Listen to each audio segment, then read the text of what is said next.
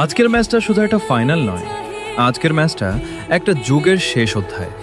আজকের ম্যাচটাই হতে যাচ্ছে কিংবদন্তি লিওনেল মেসির নীল সাদা জার্সিতে শেষ ম্যাচ।